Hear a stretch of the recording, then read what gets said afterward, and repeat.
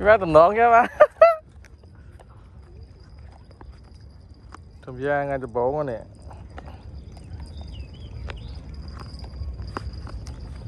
Ô thì tập hiệp em à. Đó nè. Nên nơi ở cái co tập rung. Đây tôi thấy lượt từ bốn nè. Ba nữa không ba nữa.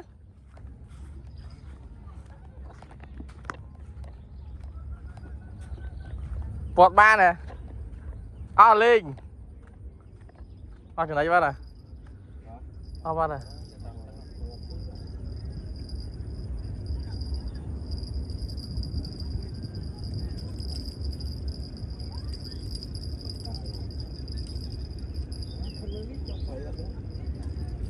Bắt cái bát nồi mà làm cái phải để anh cụ này.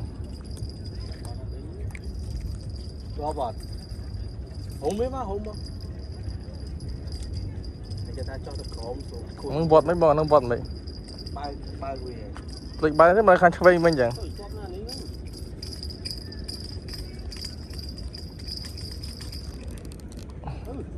Người ta đó.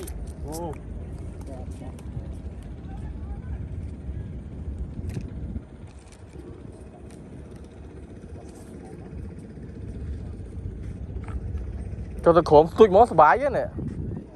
Bạn nó lừa bên nhân đi nè. Cho lại đi, con miên cho, con miên uống, con thế luôn, bỏ chó này, lang miên chân, đây lang tạm mấy bạn nè, để cho bạn lang với nhỉ, mà cú tu nó chúa chơi vậy.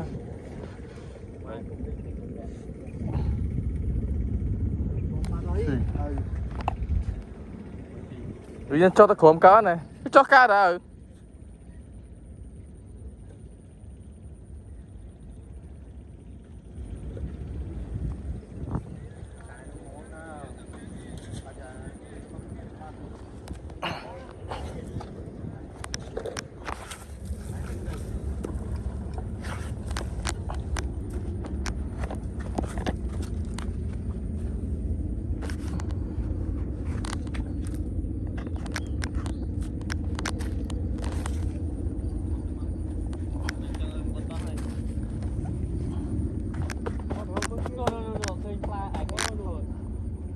Tôi mà lạ khó chơi dễ màu này đi.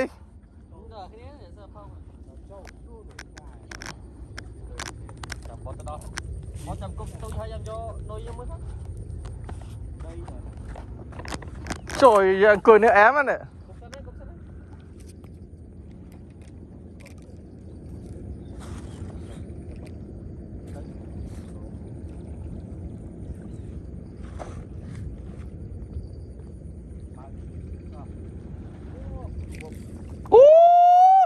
Trời da.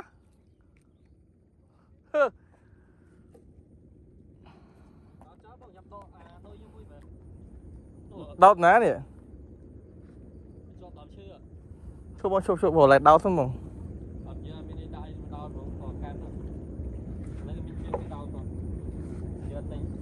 Rồi bạn tình trường đau với màu.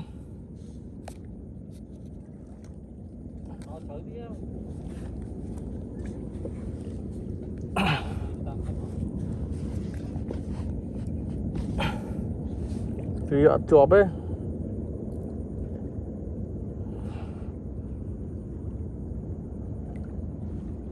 Nó ná không?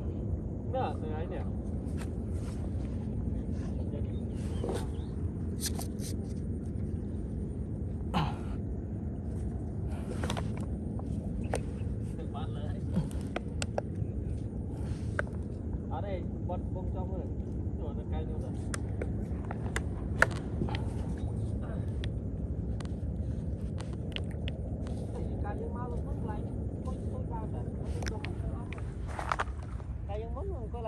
Nó ná ừ.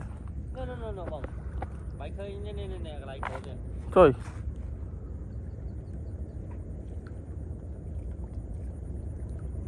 Thấy xí ạ. Tầng ấy tầng. Tầng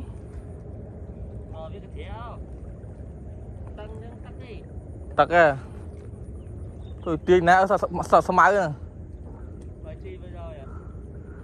cho vẽ không bao khẽ về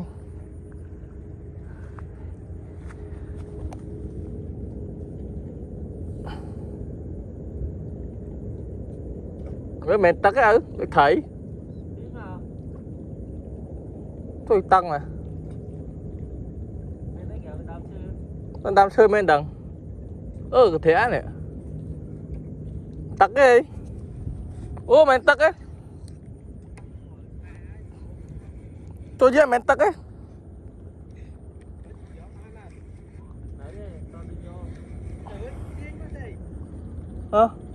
cái thế ăn ba đắng khơi cái thế ăn vào mà tắc khấu à ừ cho biết nào đấy cho cơ mà kia nữa mà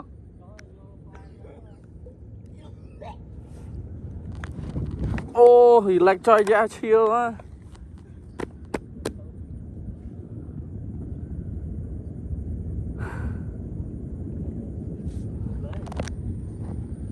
em mà nó cả chi được cái anh ấy sunset về nó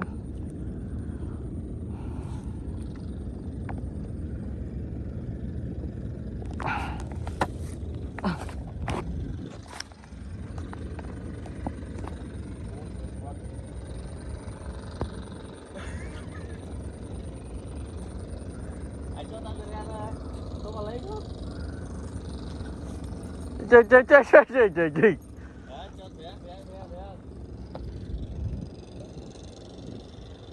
สบายบอสอันนี้บอสเตอร์สบายเดินเช่นกันจะไหนมา